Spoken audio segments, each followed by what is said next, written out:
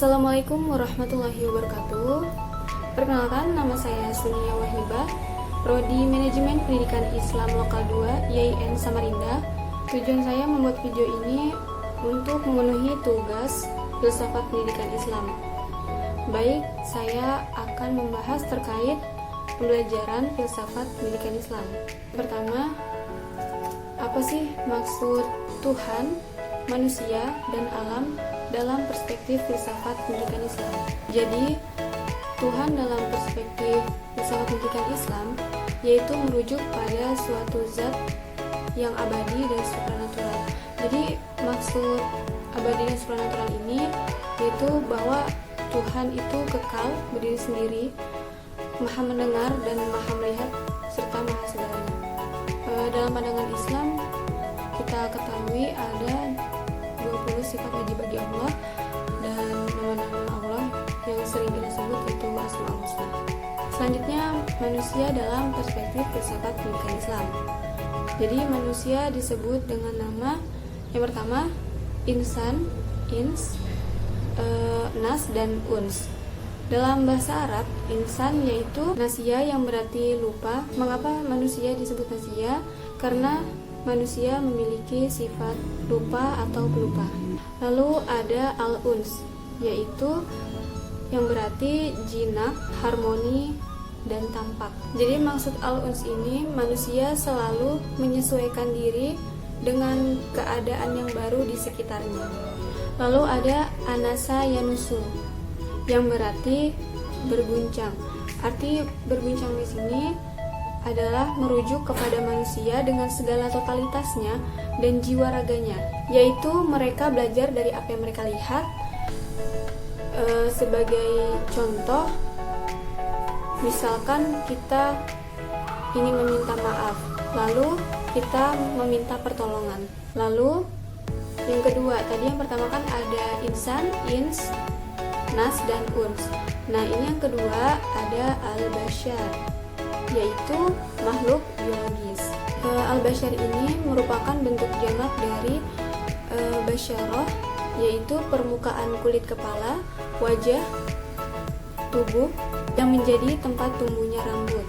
Jadi manusia merupakan subjek kebudayaan dalam pengertian material yang tampak dalam aktivitas fisiknya.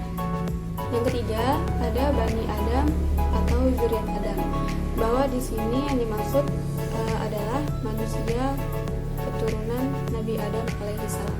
Selanjutnya yaitu alam. Alam dalam perspektif filsafat pendidikan Islam, bahwa alam semesta adalah kumpulan dari jauhar yang tersusun dari material atau maddah, bentuk atau surah, dan yang ada di langit atau al-jauhar al-murakkab min al-maddah wa al-surah min ardi was sama. Jadi Islam memandang bahwa alam semesta ini diciptakan oleh Allah sekaligus merupakan bukti bahwa Allah itu ada.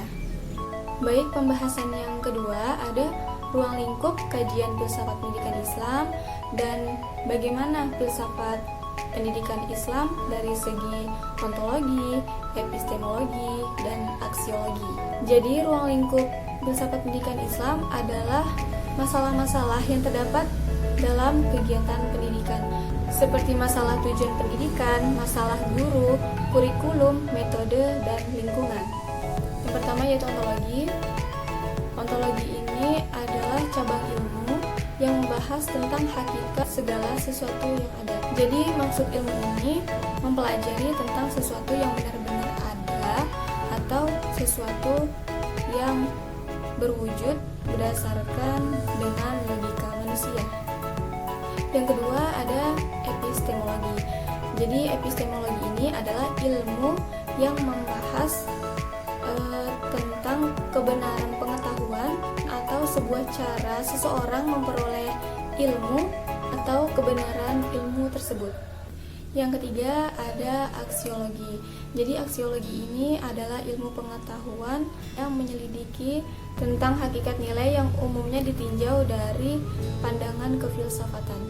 Jadi maksud dari aksiologi pendidikan ini merupakan suatu bentuk pengaplikasian atau penerapan seseorang atas ilmu yang telah ia peroleh. Pembahasan selanjutnya adalah perbedaan filsafat pendidikan Islam dan filsafat pendidikan Barat dalam hal proses belajar mengajarnya, lalu konsep pendidikannya, dan tujuan akhir pendidikannya. Dalam proses belajar mengajar pendidikan Islam adalah aktivitas belajar mengajar ialah amal ibadah berkaitan erat dengan pengabdian kepada Allah. Sedangkan pendidikan Barat karena sekularistik materialistik, maka motif dan objek belajar mengajar semata-mata masalah keduniaan. Kemudian konsep pendidikan Islam mengaitkannya dengan pahala dan dosa, karena kebajikan dan akhlak mulia merupakan unsur pokok dari pendidikan Islam.